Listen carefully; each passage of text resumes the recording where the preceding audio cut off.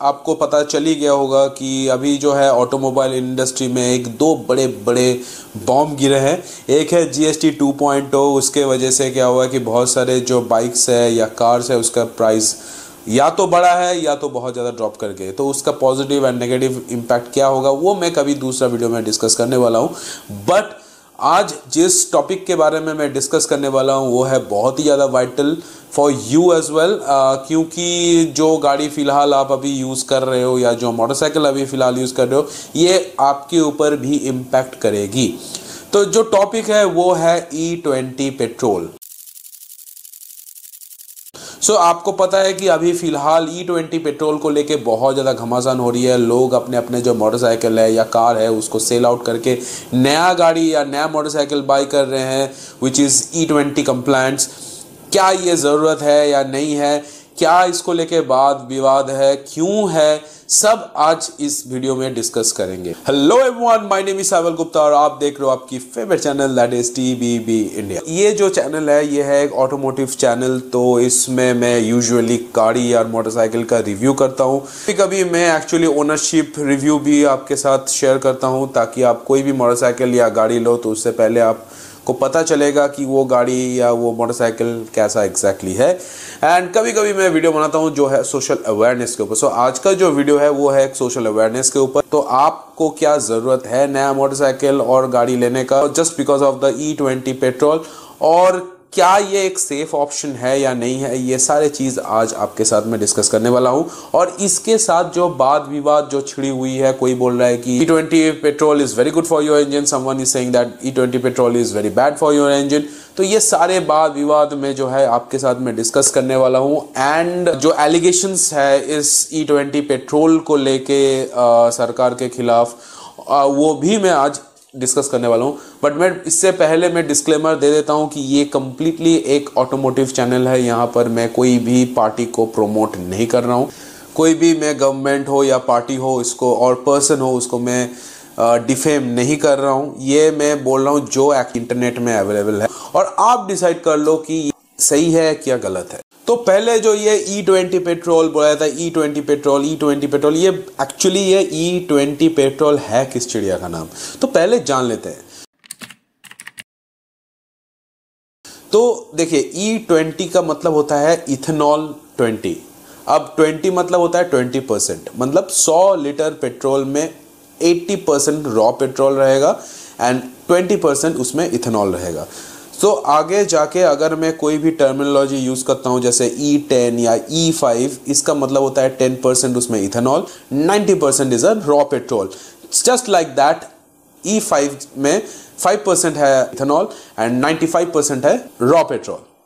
तो यही है। सो आगे जाके अगर मैं ये टर्म यूज़ करूँगा तो आपको ये समझ में आ जाएगा। नाउ ये इथेनॉल जो बार बार करके मैं बोल रहा हूँ, तो ये इथेनॉल भी क्या चीज़ है। देखिए इथेनॉल जो है this is one kind of an alcohol. जो लोग एक्चुअली केमिस्ट्री अपने स्कूल लाइफ में या कॉलेज लाइफ में पढ़े होंगे तो उन लोगों को पता है एग्जैक्टली इथेनॉल क्या है। But I am not going to tell you in chemical composition and all that. मैं एक लेमैन टर्म्स में आपको समझाऊंगा ताकि आपको भी समझ में आए और मैं भी आपको समझा पाऊँ। देखिए इथेनॉल जो है वो बनती है गन्ने या जिसको हम लोग इंग्लिश में बोलते हैं शुगर केन एंड मकाई, मतलब जिसको बोलते हैं हम लोग इंग्लिश में कॉर्न, इसको फर्मेंट करके बनती है इथेनॉल। आप इथेनॉल को इस तरह से ले सकते हो कि इथेनॉल इज अ बायोफ्यूल और मैन मेड फ्यूल, और इन द अदर हैंड जो पेट्रोल है वो एक्चुअली जमीन के नीचे है जो फॉसिल से बनती है which is nature made fuel. So ये जो मिक्सिंग का जो प्रोसेस है इसको बोला जाता है इथेनॉल ब्लेंडिंग।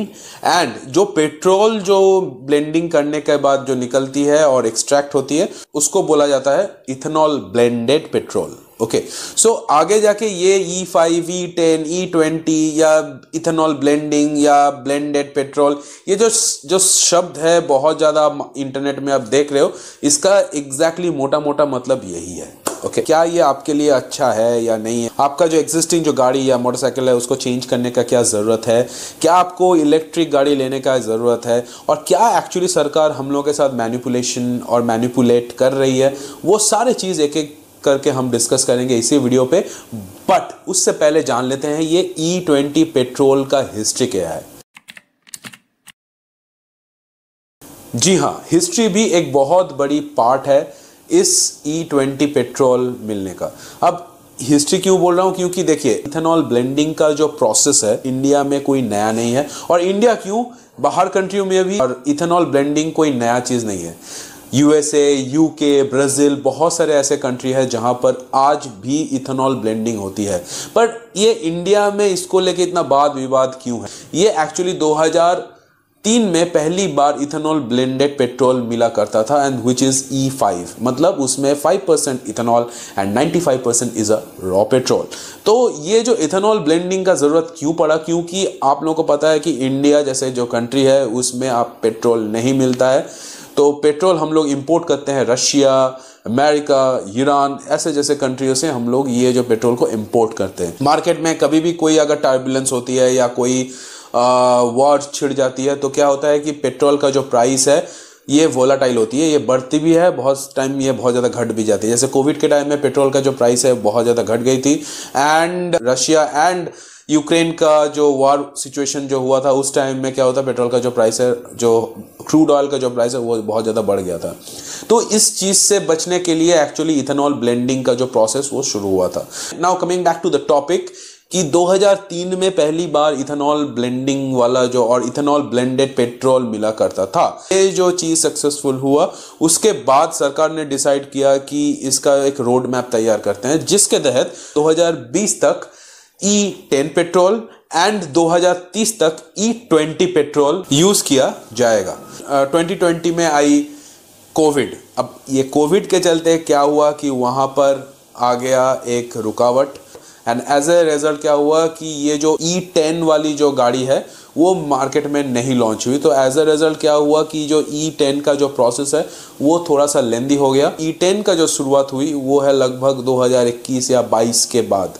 ओके, तो क्या होता है 2022 से शुरू हुई E10 वाली गाड़ी मिलना, तो ऑलरेडी 2 साल का डिले वहां पर हो गया। ऑल ऑफ अ सडन क्या हुआ कि इंडियन गवर्नमेंट ने डिसाइड किया कि अब E20 पेट्रोल इज मैंडेटरी इन 2025। सोचो, जो चीज एक्चुअली 2030 में होने वाला था वो एक्चुअली सरकार ने 2025 में ही लॉन्च कर दी। बहुत सारे ऐसे कंपनी हैं जो ऑटोमोबाइल कंपनी है, वो लोग बोल रहे थे कि E20 के लिए अभी इंडिया रेडी नहीं है। एक्चुअली जो रोड मैप के तहत जो 2030 में जो हम लोग डिसाइड किए थे, पहले जो E20 पेट्रोल को इंट्रोड्यूस किया जाएगा और मैंडेटरी किया जाएगा, तो ये ठीक था। बट अभी 3 साल या 4 साल में ऐसे करके ये E20 पेट्रोल को मैंडेटरी करना एक बहुत ज़्यादा घातक साबित हो सकती है इंडियन ऑटोमोबाइल सेक्टर के लिए। तो ये चीज़ है मेन रीज़न ऑफ ये जो इतना ज़्यादा जो वाद विवाद है इसका। सो अब जो वाद विवाद जो है इसको लेके डिस्कस करने से पहले डिस्कस कर लेते हैं कि गवर्नमेंट का क्या स्टेटमेंट है रिगार्डिंग दिस E20 पेट्रोल। कुछ पॉइंट में मैं एग्री करता हूं, कुछ पॉइंट में मैं डिसएग्री करूंगा। तो ये जो चीज़ है ये मैं वीडियो के एंड में बताऊंगा जब मैं इसको डिकोड करूंगा। तो पहले जान लेते हैं कि सरकार का क्या दलीलें है रिगार्डिंग दिस E20 पेट्रोल। पहला जो स्टेटमेंट है गवर्नमेंट की तरफ से वो है ये कि E20 वाली पेट्रोल आप अगर यूज़ करते हो तो अगर आपका जो मोटरसाइकिल और जो गाड़ी है उसमें आपको 1 to 2% का जो माइलेज ड्रॉप देखने को मिलेगा।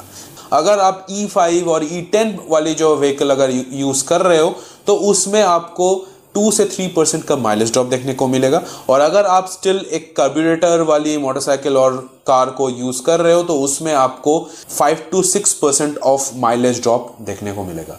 तो ये एक्चुअली जो है ये गवर्नमेंट की तरफ से बोला जा रहा है। और इसका रीज़न क्या है, क्योंकि इथेनॉल जो है वो बर्न करने के बाद उतना ज़्यादा पावर या उतना ज़्यादा जो टॉर्क जनरेट नहीं करती है जितना जनरेट करती है एक रॉ पेट्रोल। तो क्या होगा, उसमें सेम लेवल का पावर या टॉर्क को जनरेट करने के लिए आपको ज़्यादा से ज़्यादा इथेनॉल बर्न करनी पड़ेगी, एंड ज़्यादा इथेनॉल बर्न होगा तो पेट्रोल का जो खपत है वो ज़्यादा होगी। तो एज ए रिजल्ट क्या होगा, जो माइलेज ड्रॉप देखना एक बहुत ही मामूली सी बात है इसमें। बट बात कितना मामूली है वो मैं बाद में बात करूंगा, ठीक है। और the second point is ethanol का जो नेचर है वो है हाई ऑक्टेन वाली। तो पहले जान लेते हैं कि ये ऑक्टेन है क्या। ओके, सो ऑक्टेन आप ऐसे मान लो कि एक मेजरिंग थिंग है कि एक आपका जो ऑयल जो है कितना ज़्यादा प्योर है। प्योर मतलब इन टर्म्स ऑफ कंबशन। सो जितना ज़्यादा हाई ऑक्टेन वाली पेट्रोल होगी तो उसमें आपको कंबशन जो रेट है वो उतना ज़्यादा होगा। तो वो क्या होगा, ज़्यादा पेट्रोल अगर कंबशन होगा तो आपका राइडिंग के टाइम या ड्राइविंग के टाइम एक स्मूथ फील देगी। अगर आप एक E20 वाली कार या मोटरसाइकिल को ड्राइव करते हो उसमें झटका वगैरह कम देगी, इंजन से आवाज़ कम आएगा और वो राइड जो है वो बहुत ज़्यादा स्मूथ होगी। Now the third point from the Indian government is कि अगर आप E20 वाली जो पेट्रोल यूज करते हो उसमें आपको एक्चुअली जो पावर जो है उसमें ड्रॉप देखने को मिलेगा एटलीस्ट 2 to 3%। अगर आप एक नॉर्मल पेट्रोल वाली गाड़ी लेते हो, जैसे कार्बोरेटर वाली गाड़ी लेते हो, तो उस पे आपको पावर जितना मिला करता था उतना पावर आपको E20 वाली गाड़ियों में नहीं मिलता है। वो एक्चुअली हम लोग ऑलरेडी देख भी चुके हैं while we are using E10 petrol. So क्या होता है, इसका रीजन क्या है वो भी पहले जान लेते हैं। तो जैसे मैंने पहले भी कहा था कि E20 वाली जो पेट्रोल है इसमें आपको इथेनॉल मिलेगा और इथेनॉल से उतना ज्यादा पावर जनरेट नहीं करती है जितना पावर जनरेट करती है एक नॉर्मल पेट्रोल। सो अगर आप पावर या परफॉर्मेंस वाली जो गाड़ी के शौकीन हो, जो अगर गाड़ी को खींच के चलाते हो, उसमें आपको थोड़ा बहुत दिक्कत आने वाली है। और हाँ, एक्चुअली अगर आपको गाड़ी से ज्यादा पावर आउटपुट चाहिए तो आपको ऑब्वियसली ज्यादा फ्यूल बर्न करना पड़ेगा। सो that is actually the issue. The fourth point from the government, budget का मैक्सिमम जो पैसा है वो हम लोग पे करते हैं two by fuel from other countries like Iran, Russia. और तब क्या होता है कि जब भी कोई एक वर्ल्ड लाइक सिचुएशन हो जाती है या कोई नेचुरल डिजास्टर होती है तो उस टाइम में क्या होता है, जो है पेट्रोल का जो मार्केट है अंतर्राष्ट्रीय बाजार में वो बहुत ज़्यादा बढ़ जाती है तो बहुत ज़्यादा घट जाती है। रशिया यूक्रेन वॉर के टाइम में देखा था कि जो पेट्रोल का जो प्राइस है वो अचानक से बढ़ गई। राष्ट्रीय बाजार में पेट्रोल का जो प्राइस है वो बहुत ज़्यादा वोलाटाइल, तो क्या होता है कि ये डायरेक्टली इंपैक्ट करती है उन देशों के लिए जो लोग एक्चुअली पेट्रोल को ज़्यादा से ज़्यादा इंपोर्ट करते हैं, जैसे इंडिया हुआ। इस प्राइस को कंट्रोल करने के लिए एक्चुअली बोला जाता है सरकार की तरफ से कि इथेनॉल ब्लेंडिंग एक सेफेस्ट ऑप्शन है, ताकि इंटरनेशनल मार्केट में अगर पेट्रोल का प्राइस बहुत ज़्यादा घट भी जाता है या बहुत ज़्यादा बढ़ भी जाता है तो इंडिया में उसका उतना ज़्यादा इंपैक्ट नहीं होने वाला। Now the fifth point is कि क्लाइमेट चेंज। पेट्रोल बर्न होने के बाद ग्रीन हाउस गैसेस निकलती है जैसे कार्बन डाइऑक्साइड, कार्बन मोनोऑक्साइड। ये जो गैस है वो बहुत ज़्यादा हार्मफुल होती है हम लोगों के लिए, एंड नॉट ओनली हम लोगों के लिए, नेचर के लिए भी बहुत ज़्यादा हार्मफुल होती है। नेचर का जो ये इरेगुलरिटी जो दिखने को मिलता है ये सिर्फ होती है ये ग्रीन हाउस गैसेस के लिए।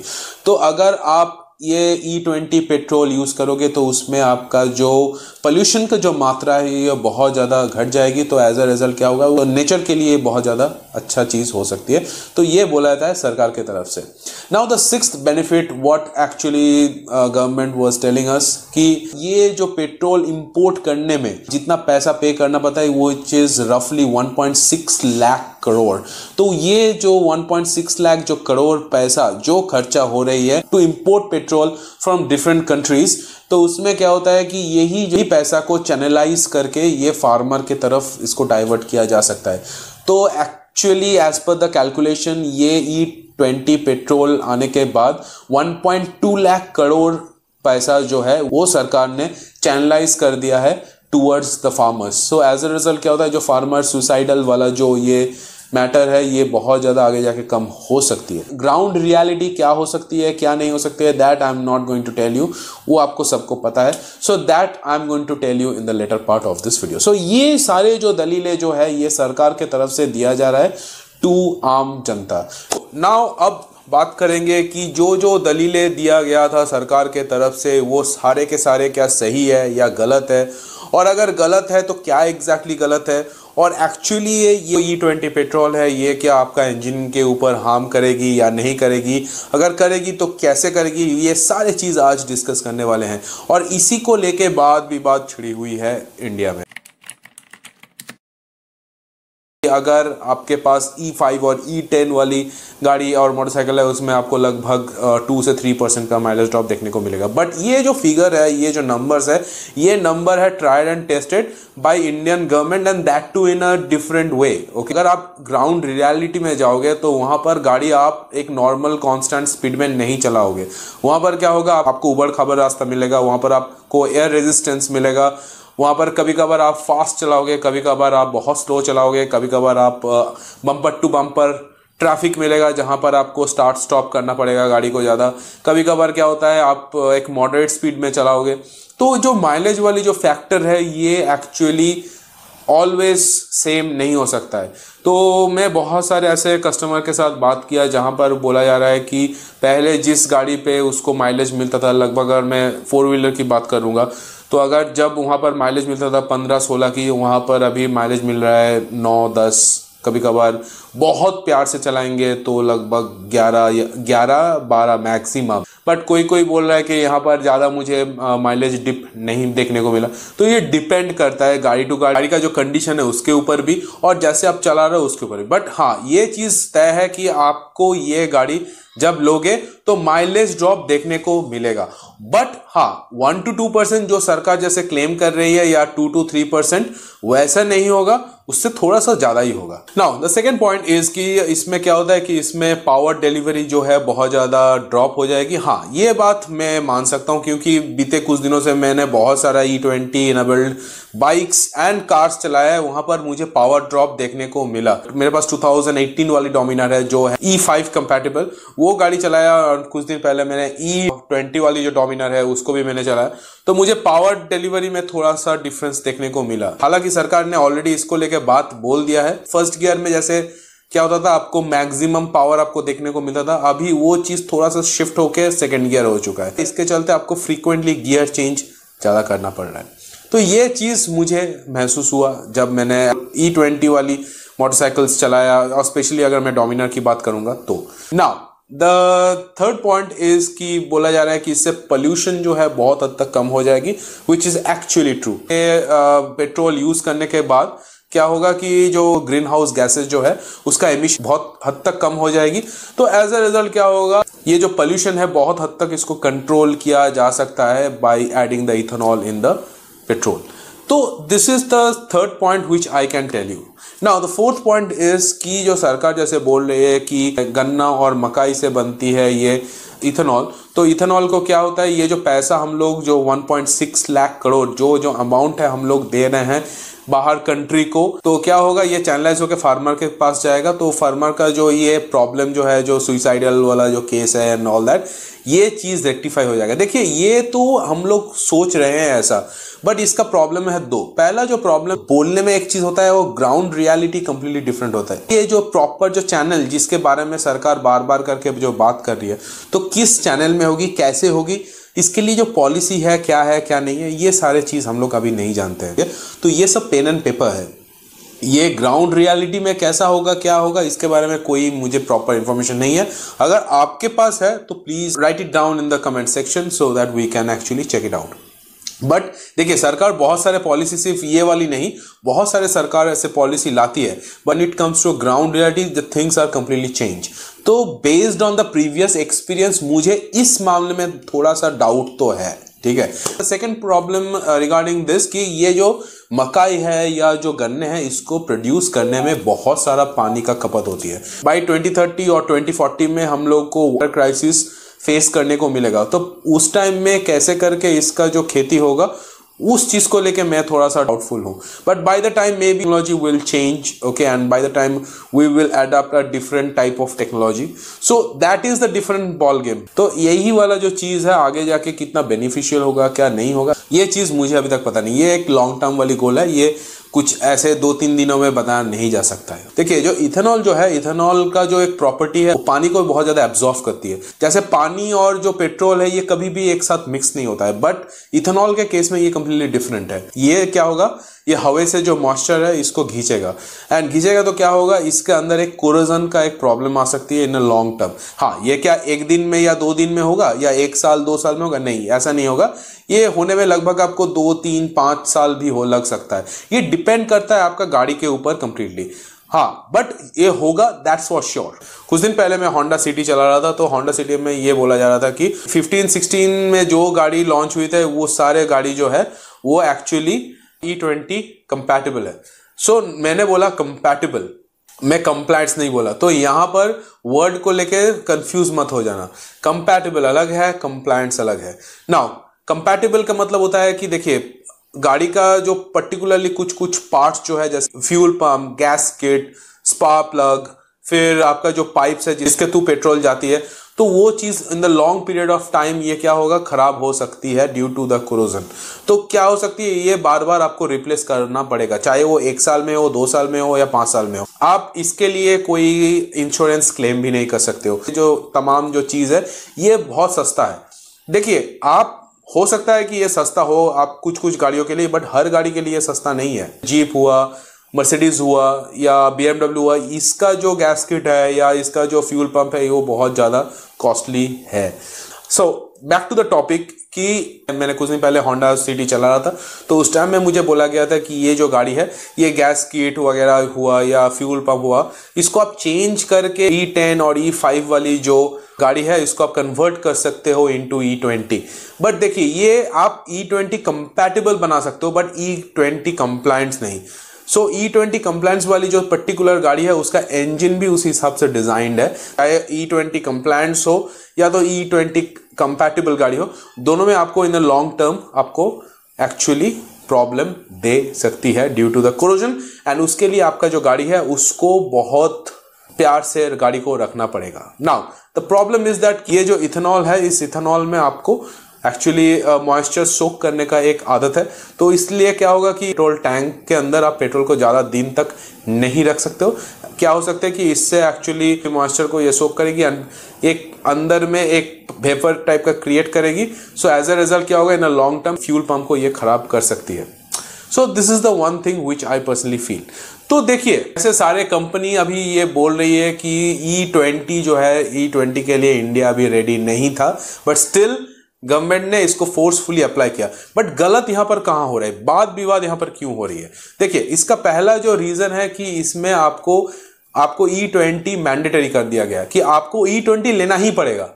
तो ये चीज गलत है। जैसे ब्राजील में क्या है कि आपको ऑप्शन है कि आप E5, E10 या तो E20 ले सकते हो, बट यहां पर ऐसा नहीं है। ऑब्वियसली प्राइस आपको डिफरेंट हो। आपको नॉर्मल पेट्रोल के अगर लेना चाहते हो तो उसके लिए आपको बहुत ज्यादा प्राइस पे करना पड़ेगा, के लिए थोड़ा सा कम देना पड़ेगा, E10 के लिए और थोड़ा सा कम, एंड सबसे सस्ता वाली जो है वो है E20 वाली।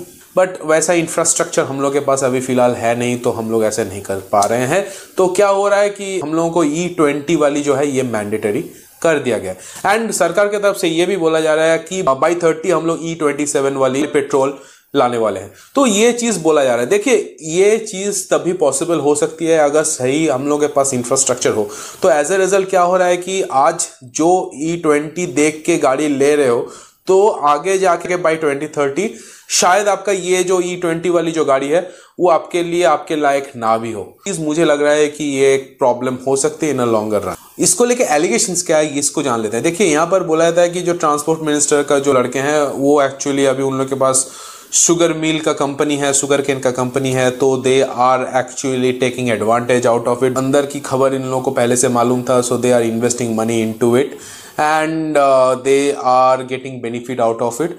सो ये चीज एक्चुअली बोला जा रहा है। देखिए, ये चीज कितना सही है कितना गलत है, ये कितना पॉलिटिकल मोटिवेटेड है क्या नहीं है, ये मैं आपके ऊपर छोड़, यही है टोटल मुद्दा। E20 is a very good innovation, मैं ये बोल सकता हूं, बट इंडिया अभी फिलहाल इस चीज के लिए रेडी नहीं है। We need to be given time to adopt this. जैसे E5 से जब E10 आया तो उसके लिए एक लंबा सा गैप देखने को मिला था, ठीक ऐसे ही हम लोगों को भी उतना ही गैप दे देना चाहिए। तो इसके लिए इम्पैक्ट क्या हो सकते हैं कि जो लोग एक्चुअली E10 व E5 वाली जो गाड़ी लिए वो लोग पैनिक्ड होके अपने जो पुराने गाड़ी को सेल करके अभी नया गाड़ी के पीछे भाग रहा है। सो ये एक बहुत बड़ी प्रॉब्लम हो सकती है। Now second thing is that कि इससे क्या होगा, सेकंड हैंड मार्केट में अवेलेबल जो गाड़ी है उसका जो बिकने का जो चांसेस है वो बहुत कम हो जाएगा। आज E20 कंप्लायंस देके आप गाड़ी तो ले लिए हो, बट 2030 तक आते आते अगर और उससे पहले अगर E27 मैंडेटरी हो गया तो आपके लिए वो चीज एक लायबिलिटी बन जाएगी।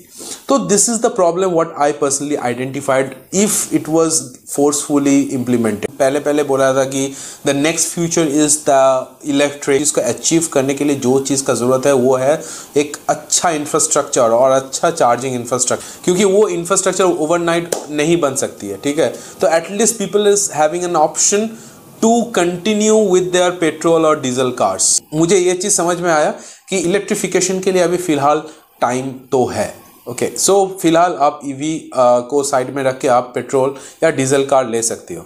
सो नाउ ये चीज़ में तभी आप सरकार को देखोगे बहुत सारे पॉलिसी ला रहे हैं या बहुत फ्रीक्वेंटली ये जो अपना पॉलिसीज को चेंज कर रहे हैं, that means they are trying and testing their policies.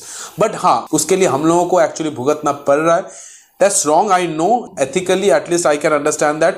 But in the long run, if you think, अगर एक हम लोग को एक ठोस चीज मिल जाए जिसके ऊपर बेस करके हम लोग एक लंबी गेम खेल सकते हैं, तो उसके लिए उतना ज्यादा ये ट्राइड एंड टेस्टेड चलेगा, उतना हम लोग ले सकते हैं। So these things are very normal. Again, मैं यही बोलूंगा, I am supporting that E20 petrol, but only in one condition कि उसके लिए हम लोगों को थोड़ा सा टाइम दे देना चाहिए था। This is the end of this video guys. So if you like my presentation and if you like this particular video or if this video is completely beneficial for you, so please do subscribe this channel, that is TBB India, and hit the bell icon so that you will get the earliest notification. And please don't forget to follow me in my Instagram page and also my Facebook page as well, and that is also TBB India. So what are you waiting for? So please wear seatbelt while you are driving a car, and so please wear helmet while you are riding a motorcycle. So please ride safe, drive safe, don't drink and drive, and Jai Hind.